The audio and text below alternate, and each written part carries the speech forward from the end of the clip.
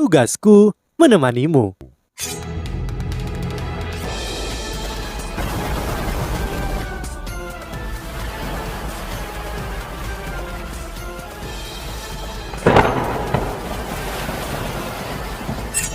Hai sahabat Pasuk, kembali lagi bersama alur cerita versi novel Solen 2 Sekte Tang yang tak tertandingi.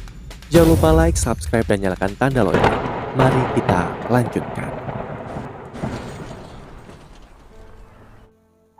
Babak pertama akan menjadi pertarungan tim 7 lawan 7. Itu akan dilakukan besok. Saya rasa itu akan memakan waktu 3 hari untuk babak pertama selesai. Setelah babak pertama selesai, kita akan dibagi menjadi beberapa kelompok dan setiap kelompok akan memiliki 8 atau 9 tim dan akan menjalani turnamen babak selanjutnya. Aturan untuk setiap pertandingan akan dipilih secara acak salah satu dari 3 situasi. Pertama, eliminasi tunggal. Kedua, pertandingan koordinasi 3 orang, 2 orang, dan 2 orang. Dan terakhir, 7 lawan 7 pertarungan tim ini akan menguji kekuatan setiap tim. Akan dilakukan banyak pengundian sebelum pertandingan dan ini akan menentukan situasi yang akan digunakan untuk pertandingan itu. Ini adalah cara terbaik untuk menguji kekuatan kalian secara keseluruhan. Saya akan menjelaskan secara spesifik pertandingan ini setelah kalian melewati babak pertama. Saat ini kalian harus menghadapi lawan di babak pertama. Setelah selesai, kita bisa masuk ke babak eliminasi dan menunggu tim cadangan kita. Xiao Tao dan yang lainnya tidak akan bisa bertarung tepat waktu. Jadi kita hanya bisa mengandalkan kalian untuk memenangkan ini. Bagaimanapun caranya, setelah babak penyisihan, kalian tidak perlu terlalu gugup tentang pertandingan nanti. Selain itu, kita dapat meminta tim cadangan datang kapan saja. Bahkan jika mereka tidak dapat tiba tepat waktu, Xiao Tao dan yang lainnya akan dapat memulihkan kekuatan mereka dalam waktu setengah bulan, paling lama. Dan bagaimanapun, kita masih tim nomor 1. Saat mereka mendengar bahwa babak pertama adalah babak penyisihan, wajah semua orang jelas menjadi serius. Jika Akademi Shrek tidak ikut di putaran pertama turnamen duel jiwa tingkat benua, mereka akan menjadi lelucon. Namun Gruangyan sangat percaya diri. Tanpa mengungkapkan kekhawatiran sama sekali, dia tersenyum sedikit. Apa yang sedang kalian lakukan? Gugup? Kalian tidak perlu gugup sama sekali. Setelah turnamen dimulai, kalian akan menyadari bahwa lawan jauh lebih lemah dari yang kalian harapkan. Kalian lupa satu hal, kalian adalah elit yang telah dipilih dari Akademi Shrek. Bahkan jika kalian adalah tim persiapan, fakta kalian telah dipilih untuk mewakili Akademi Shrek di sini.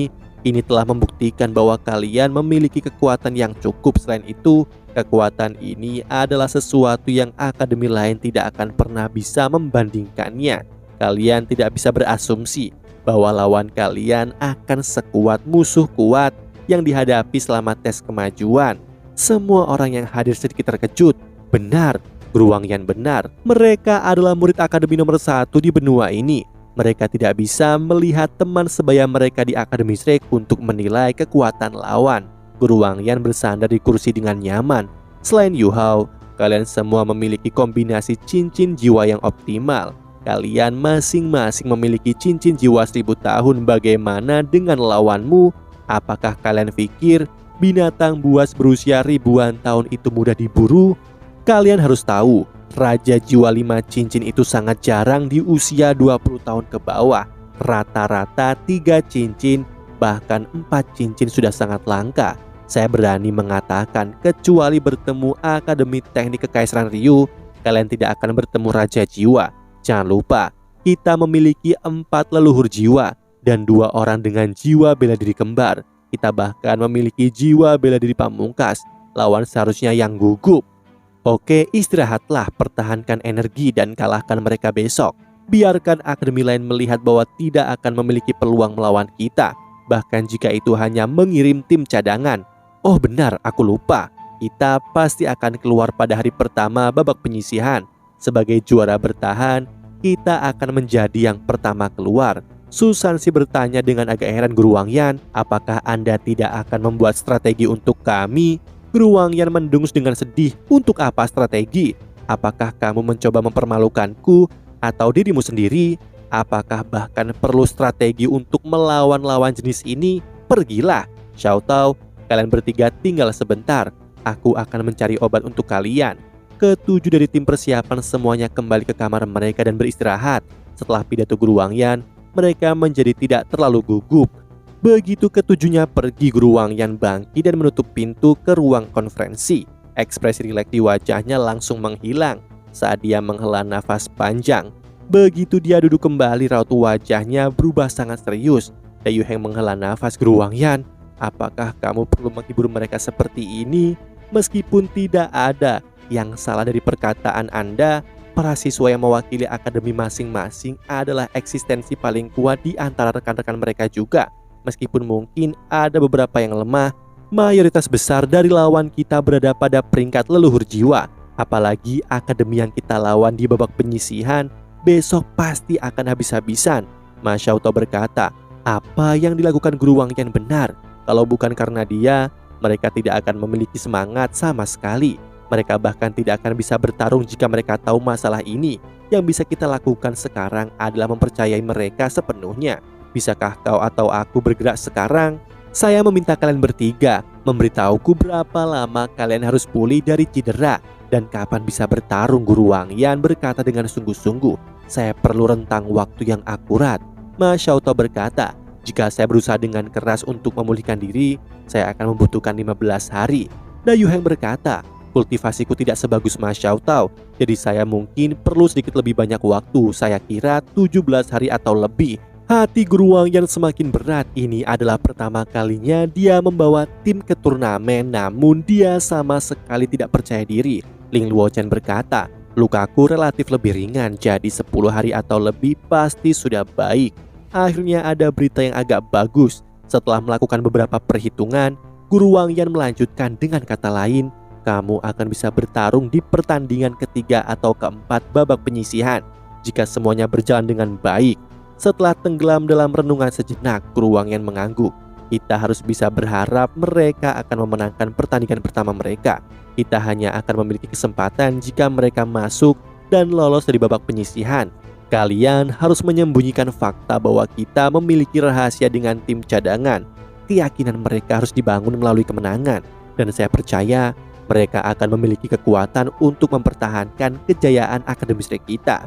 Yu Hao dan Wang Dong, keduanya kembali ke kamar. Setelah menutup pintu, Wang Dong hanya bisa bertanya, Yu Hao, apakah menurutmu apa yang dikatakan Guru Wangyan adalah kebenaran? Yu Hao sedikit tersenyum.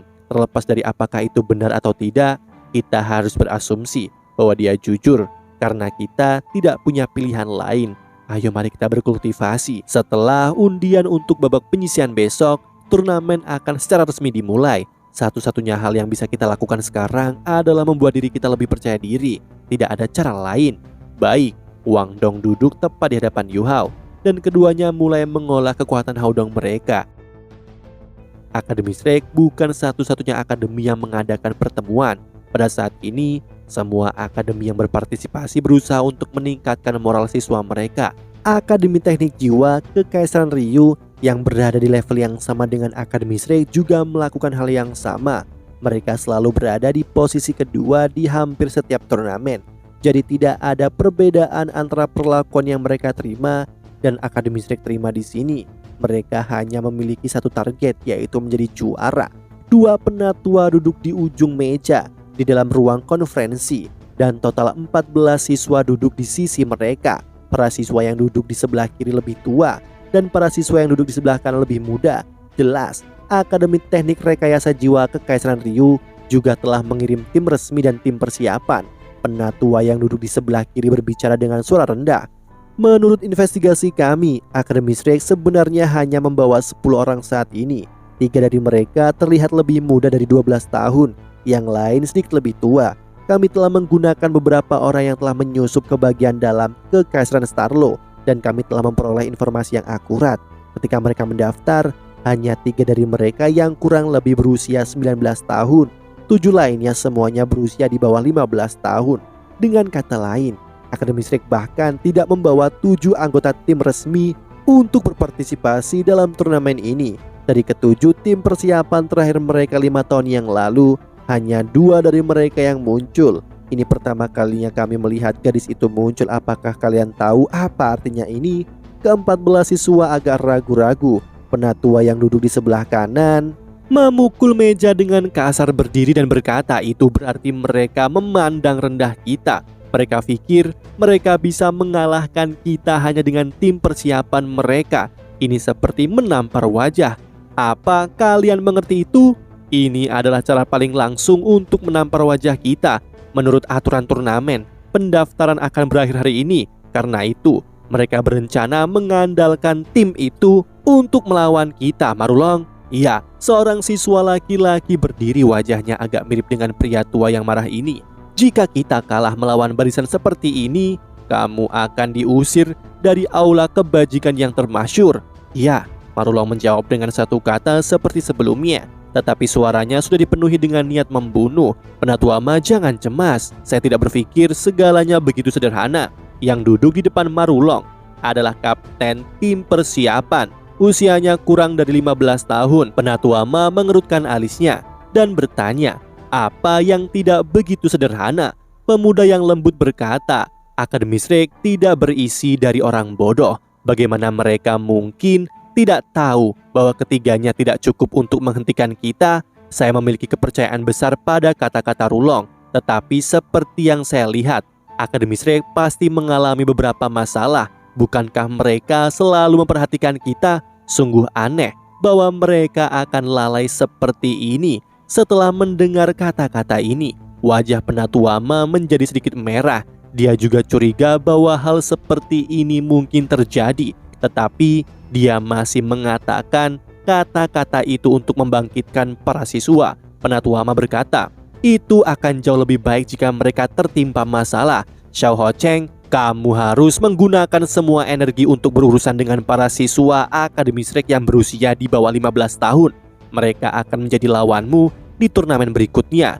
Pemuda bernama Xiao Hong Cheng akhirnya mengangkat kepalanya dan tersenyum. Kemudian dia berkata, Penatua Ma, hanya aku yang bisa melawan diriku. Marulong yang duduk di sisinya memberinya tatapan congkak ketika berkata, Xiao Ho Cheng, jika kamu memiliki sesuatu untuk dikatakan, katakan saja. Xiao Ho Cheng memasang wajah senang. Kakak Ma, aku sudah mengatakan, kamu harus mencoba yang terbaik. Karena jika kamu gagal mengalahkan anggota yang saat ini dikirim oleh Akademi Shrek, kamu akan dikeluarkan dari aula kebajikan termasyur. Seperti yang dikatakan Penatua Ma. Sayang sekali bukan? Kamu? Sedikit kemarahan segera muncul di mata Marulong. Penatua Ma memelototinya dan berkata dengan nada sedih, duduklah. Sekarang saya akan memilih orang-orang yang akan berpartisipasi di babak pertama. Bahkan jika dia hanya seorang kapten tim persiapan, baik pemimpin tim utama Marulong dan lelaki tua yang memimpin mereka tampaknya dibuatnya takut. Di belakang senyum Xiao Hong Chen tersembunyi kesombongan yang sepertinya menempatkannya di atas semua makhluk hidup lainnya. Dini hari, tepat saat sinar matahari pertama mulai bersinar di atas kota Starlo, ibu kota kekaisaran Starlo diselimuti suasana yang khusyuk. Semua jalan menuju Starlo Plaza diblokir oleh tentara berbaju zirah. Hotel bahkan lebih dijaga dengan baik. Lebih dari 1.000 tentara ditempatkan di sekitarnya. Dan semua jalan menuju Starlo Plaza dari hotel berada di bawah pengawasan ketat. Hanya anggota dari berbagai akademi yang berpartisipasi dalam turnamen yang bisa melewatinya. Lokasi di mana turnamen akan berlangsung bukanlah di pusat dari Starlo Plaza, namun di depan gerbang kota bagian dalam. Dengan cara ini, Kaisar dapat menonton pertunjukan dengan menteri sipil dan militernya dari atas tembok kota bagian dalam. Tidak hanya pemandangannya sangat bagus, tetapi juga sangat aman. Pada saat ini, kecuali prajurit yang jauh, tidak ada satu jiwa pun di Starlo Plaza yang luas. Saat sebelumnya turnamen diadakan di Kekaisaran Starlo, ada insiden. Karena itu, keluarga kerajaan telah memutuskan untuk mementingkan hal ini. Tidak hanya mereka mengirim tentara untuk menjaga ketertiban saat ini, mereka juga menemukan cara lain untuk menghindari masalah.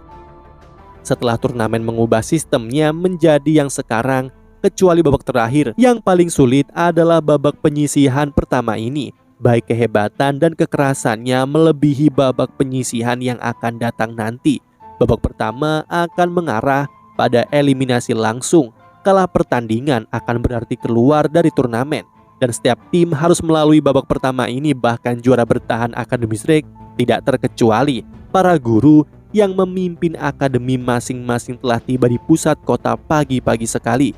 Mereka menerima nomor berdasarkan waktu mereka mendaftar. Pada saat ini undian sudah ditarik. Seorang pejabat Kekaisaran Starlo bertugas mengumumkan hasil dari undian setelah urutan pertandingan diputuskan. Persiapan final untuk fase awal turnamen dapat dianggap selesai. Matahari perlahan naik dari timur jauh dan kota Starlo yang terletak di tengah benua diliputi kehangatan. Di tembok kota ada seorang pria parubaya dengan tangan bersilang di belakangnya dan mahkota emas kekaisaran di kepalanya, dan berdiri tepat di atas pintu masuk utama ke pusat kota. Ini juga merupakan tempat terbaik untuk menonton pertandingan. Di sisinya ada seorang wanita cantik mengenakan pakaian bagus milik seorang wanita istana. Dia berdiri dengan hormat dan diam-diam di sampingnya. Beberapa langkah di belakangnya ada petugas sipil dan militer Kekaisaran Starlo. Yang mulia, seorang lelaki tua mengenakan pakaian merah, seorang perwira sipil maju melangkah dan membungkuk hormat setelah tiba di samping pria itu. Perdana Menteri, bagaimana pengaturannya? Kaisar bertanya sambil tersenyum. Perdana Menteri dengan hormat berkata, semuanya sudah siap. Urutan undian dan urutan pertandingan telah diputuskan. Tidak ada masalah di pinggiran juga. Kita bisa mengizinkan warga untuk memasuki istana. Kaisar Kekaisaran Starlo mengangguk dan berkata sambil tersenyum, bagus, turunkan pesanku. Kosongkan bagian-bagian penting dan biarkan orang-orang memasuki arena. Buat mereka masuk secara lambat dan teratur. Jika ada masalah, yang bertanggung jawab atas area yang terlibat akan dihukum berat. Baiklah, Perdana Menteri mundur beberapa langkah sebelum berbalik dan pergi. Kaisar berbicara kepada wanita cantik di sebelahnya. Permaisuri, kita telah menunggu 20 tahun untuk acara besar ini. Itu mengingatkanku ketika aku masih muda. Jika keluarga kerajaan tidak memiliki begitu banyak aturan adat, saya akan berpartisipasi sendiri. Kaisar selalu memiliki hati seorang prajurit, kata permaisuri dengan suara tipis. Lihat, kata Kaisar sambil tersenyum sendiri. Para siswa dari berbagai akademi sudah memasuki arena. Namun tidak semua dari mereka akan dapat menggunakan area istirahat. Hanya mereka yang mencapai kemenangan akan memiliki hak istimewa ini. Tampaknya Akademi Shrek hanya mengirim 10 orang saat ini, dan usianya cukup muda. Salah satu siswa terkemuka adalah putra sulung Dai Hao. Saya berpikir untuk memanggilnya kembali dan membiarkannya menonton turnamen lagi pula. Ini adalah sesuatu yang hanya bisa diadakan oleh negara kita setiap 20 tahun. Tapi pada akhirnya saya memutuskan untuk tidak melakukannya. Kekaisaran Ryu semakin gelisah. Jika dia ada di sana menjaga perbatasan barat, saya akan merasa lebih nyaman.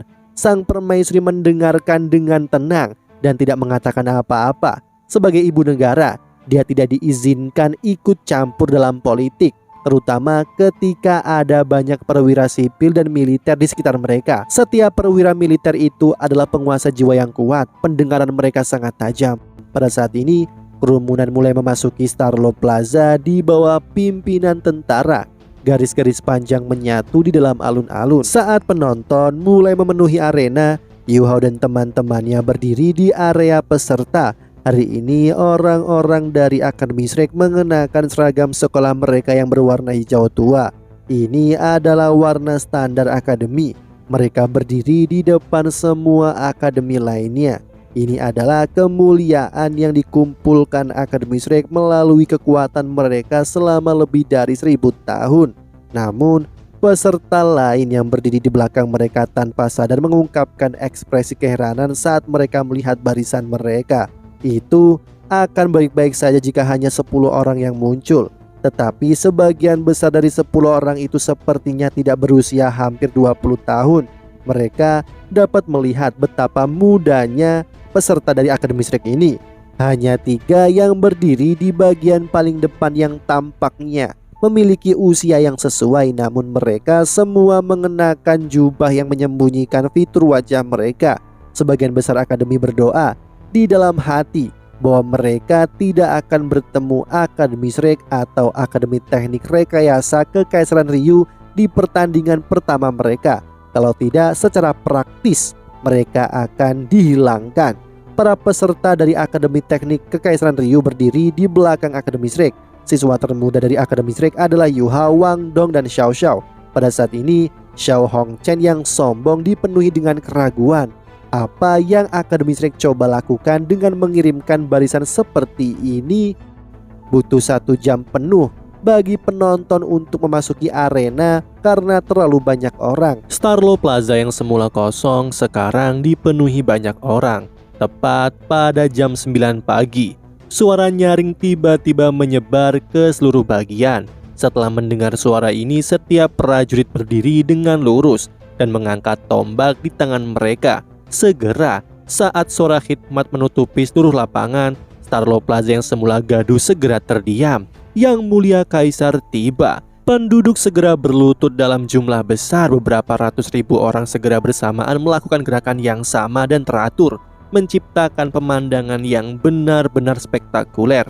Para prajurit hanya berlutut dengan 1 kaki, tetapi akademi yang berpartisipasi telah diberi izin khusus untuk tidak berlutut, namun mereka harus membungkuk 90 derajat untuk menunjukkan rasa hormat mereka kepada Kaisar.